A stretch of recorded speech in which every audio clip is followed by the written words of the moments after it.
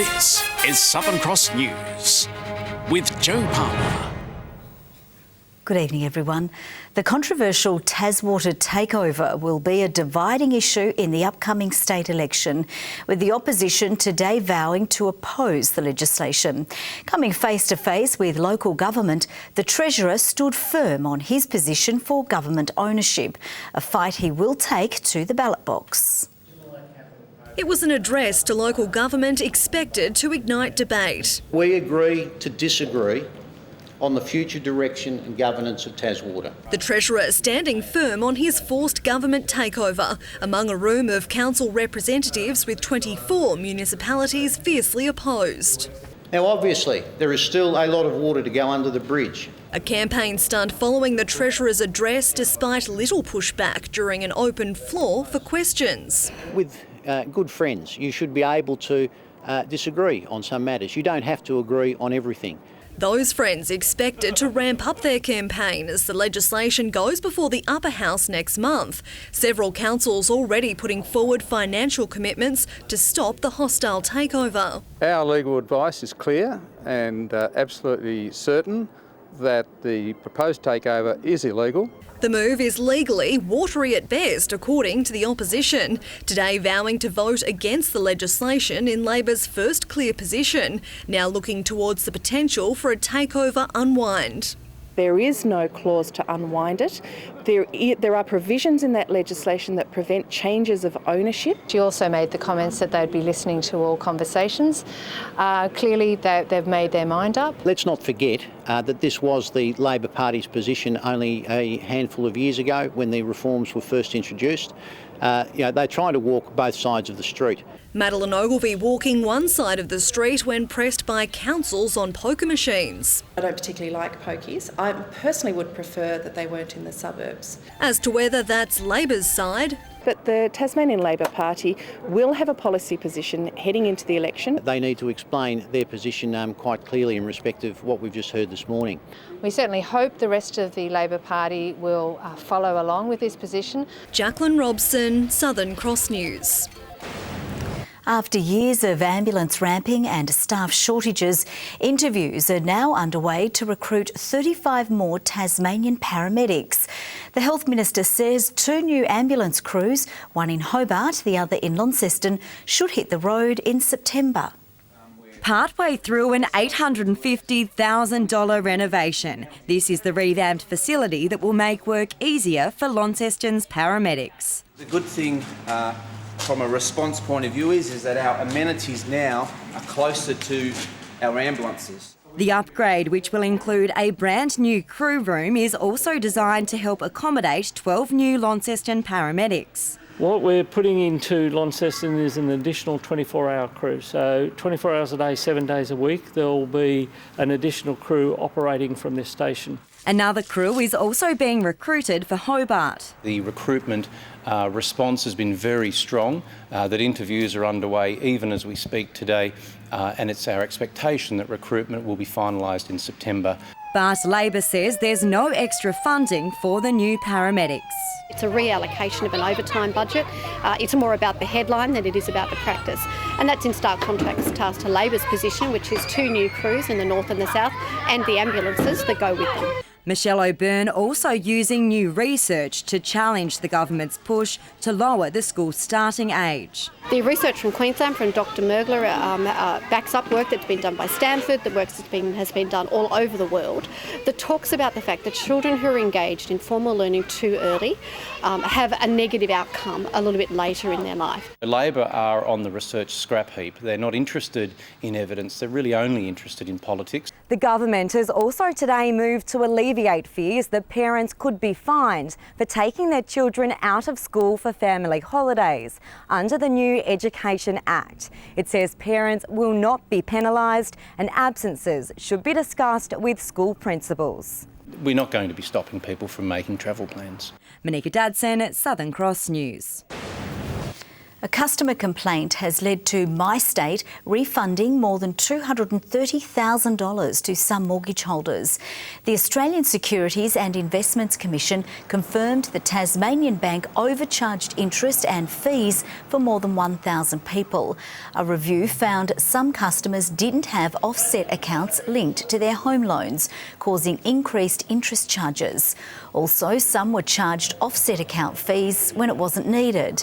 ASIC says the bank reported the issue to authorities and has taken appropriate action. Emergency crews evacuated Old Beach residents this afternoon as a natural gas leak was detected.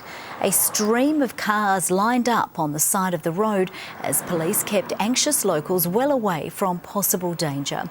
Authorities warned people to keep away from the area or stay indoors with windows closed. The leak is now contained.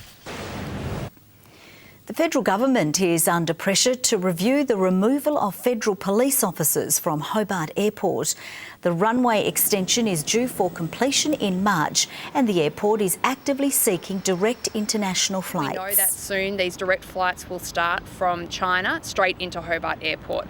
This seems like the right time to push the government to reconsider that decision, and that's what we're calling for today. All of the Tasmanian airports are domestic airports, be it at Wynyard, Devonport, Launceston or Hobart, and it's been determined that there's no need for an Australian Federal Police presence.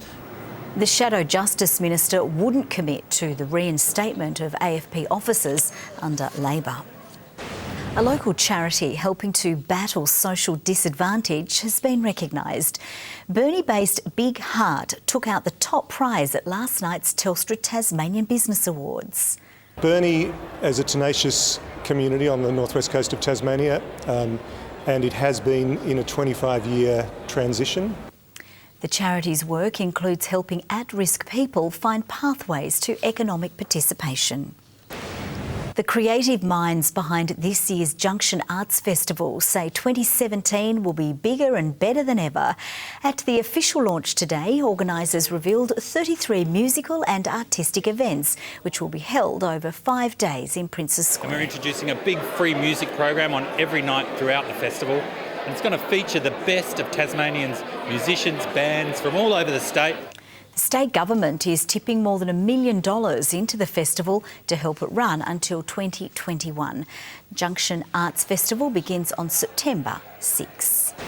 A Royal Hobart Hospital program helping new Tasmanian mothers is celebrating a milestone. In a model that's now spread to other parts of the state, mothers are allocated a dedicated midwife to support them in the lead up to and following birth. It's pretty scary when you really don't know, what you're getting yourself into at all. But yeah, the midwives are really amazingly supportive and they're always on hand. In 5 years, we've cared for 2,500 families, or just shy of, in the Hobart area. The group is organising a celebration at Tolosa Park on the 5th of August. Local researchers are trialling a new approach to physical exercise among adolescents. The 8-week program offers Pilates, laser tag and other team-building exercises. The program incorporates suggestions from teenagers on how to increase exercise among their peers. Large muscle groups, encouraging and supporting the learning new skills that might be translated into the wider activity setting. The team behind the I'm Ready program estimate as many as 1/4 of Tasmanian teenagers are overweight or obese. Tasmanian school students are being taught a lesson about responsible cat ownership. The Terrapin Puppet Theatre developed a show especially for children to spread messages about desexing, microchipping and the protection of native wildlife. They will be our future cat owners and they can make a difference, and they can do even small things now to be responsible, so they can talk to their parents about the importance of desexing and microchipping. The show will tour the state over the next 8 weeks. Now let's take a look at the day's business and finance news with thanks to TasPlan, your local super fund. The Australian share market has ended the day strongly following a positive lead from Wall Street and gains for mining and energy stocks after strong rises in oil and commodities markets. The ASX 200 index has risen by 50 points. A short time ago, the Australian dollar was trading at 78.85 US cents and 88.25 Japanese yen. Touted as the best Hobart Chargers side to take to the court, that claim will well and truly be tested when the side take on old rivals and Siebel Championship favourites Mount Gambier this weekend. The Chargers are eyeing off top spot on the conference ladder and that all-important home final. It was a drama-filled affair when the Chargers and the Pioneers met in last year's South Conference final. It'll be a hostile environment over there, especially with some of the circumstances. Obviously, I was thrown out of the game in the fourth quarter and things like that, so I'm sure that the crowd will be right into it. If the Chargers win the rest of their games this season, they're guaranteed top spot on the ladder. The only problem is Mount Gambier have only dropped 2 games all year. I mean, we need one more win to secure a home final, but more importantly, we'd love to be able to host a grand final here. Import Mathang Muo returns after impressing for the Sydney Kings in an exhibition match in China, while Kings forward Tom Garlip will also suit up for the crucial matchup, meaning a full-strength Chargers side for the first time in over a month. Obviously, we've been impacted, no training with Tommy, and him coming in has disrupted the group a little bit, but you can't question talent. Following the Friday night match, the Chargers travel to Sandringham to take on the Sabres. And following a close win over Canberra, the women play Sydney Uni away from home on Saturday night, with the side sitting 2 wins away from the Tawns for 3rd spot on the ladder and a potential home final. There's 101 different ways that the ladder can, I guess, end up from here, and the next 2 weeks are really important in terms of where we end up. In the weekend's other games, the Tawns and the Thunder travel to Bendigo to take on the Braves on Saturday night before heading to Ballarat on Sunday to battle the Miners and the Rush. A young Tasmanian footballer is a big step closer to realising his AFL dream, with Tigers forward Hugh Dixon earning an invite to the AFL's draft combine, thanks to some impressive recent performances for the Allies against South Australia and Vic Metro. He's probably the most consistent key forward within that Division 2 champs and played a key role in defeating Vic Metro in the last game. Big, powerful, strong marking kid. AFL Tasmania is also exploring opportunities with under-18 Victorian representative competition, the TAC Cup, for players that missed out on an invite. Every opportunity to showcase their talents and realise their dreams of playing AFL, and if that's in the TAC Cup, we're going to work our asses off to get it for them. The combine runs for 3 days, starting on October 3 at Etihad Stadium. Hobart karate student Tamika Knapp has been eliminated from the Sports World Games in Poland. The black belt lost all 3 bouts in the women's kumite under 55 kilos division. It was the 35-year-old's 3rd time in national colours. Javelin thrower Hamish Peacock is making his final preparations ahead of his assault on the World Championships next month. It'll be a tough ask against the world's best, but Peacock is confident his best throw is still to come. Having recently finished 7th at the Paris Diamond League meet, Peacock knows he'll have to step it up another gear at next month's IAAF World Championships in London. All the same competitors from Paris will be there, plus another 20, so it makes it, it's going to be quite difficult. There's a lot of depth at the moment, which is good for the event, but makes it a bit hard as well, but I'm looking forward to it. With his personal best at just over 84 metres, the Commonwealth Games bronze medalist, Rio Olympian and national champion is still chasing that elusive 90-metre throw, the benchmark distance for the world's best javelin throwers. A lot of speed and power, and you've just got to get the technique and the timing perfect to let rip and really get onto that big one. So I'm hoping that comes pretty soon. But having thrown several world qualifying distances already this year, Peacock leaves for London tomorrow confident in his chances. I'm 26, so I hope there's a few years ahead of me. The world record holder was 30 when he set that record, so yeah, plenty of years to come. Another chasing success abroad will be Samuel Walker, the only Tasmanian to qualify for next month's inaugural World Junior Para-Athletics Championships in Switzerland. Walker recently ran an under-16 Australian record-breaking time of 12.48 seconds in the T38 100 metres at the National Championships in Sydney, meaning he'll head into the Games ranked #1 in the world in the under-18 age group. Hoping to beat the world record, or We'll beat my record again. What's the world record? I don't know. You're just hoping to beat it? Yes, I'll soon find out. Good evening. Hobart 11 degrees today. Launceston and Devonport reached 13 and Burnie 12. 15 was the high at Low Head and Bridport, with showers confined to the west and south as the day progressed. Top fall just 8 mils at Lake Gwendy in the Central Highlands. Our little island paradise, Flinders Island, reached 13 degrees. King Island, Wynyard, St Helens, Friendly Beaches and Bushy Park 12. Strawn 11, Grove 10 and Lyreweenie a high of just 3. There is a trough associated with a weak low extending a cloud band over Tasmania and also points to the east. A cold front is crossing southern WA with thunderstorm activity there. The rest of the continent mostly clear. Cumulus cloud over the west and southwest of Tasmania today and a tad over Flinders Island. The northeast missed most of that cover.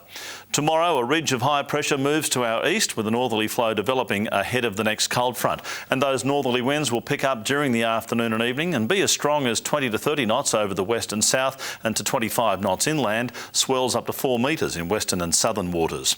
Gale warning for waters between Southeast Cape and Stanley. A strong wind warning for most other waters. A small craft wind alert for the lakes and a road weather alert for most roads tomorrow, warning of icy conditions.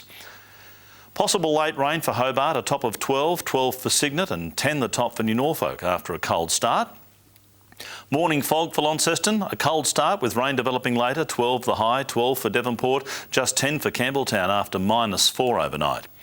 For Burnie, rain increasing and 12. Strawn, rain on the way too, 13 the top there and 13 for Smithton. While for St Helens tomorrow, a frosty start, late rain, 13 the top, 13 for Swansea and 12 the high for Fingal with a nice little -6 thrown in overnight. On Friday, rain tending to showers before contracting to the west and south. Rain across the state on Saturday with fresh and gusty northwesterly winds, and on Sunday more wet weather, once again shifting to the west during the afternoon. Showery tomorrow for Perth, Adelaide and Melbourne. Mostly sunny weather forecast for Sydney and Brisbane, and fine and warm for Alice Springs and Darwin. Mostly clear in Hobart, 7 at the moment, 6 in Launceston, 5 right now in Devonport. I know you missed me yesterday, Joe. I had a very important business on Flinders Island. I'd like to thank Butch for getting me to the airport on time and Noel for checking me in after he should have done. Can't wait to get back there, Joe. Great place. Can't wait to send you back, Murph. Thanks very much. Well, that's all from the team for now. Have a lovely evening. See you again soon.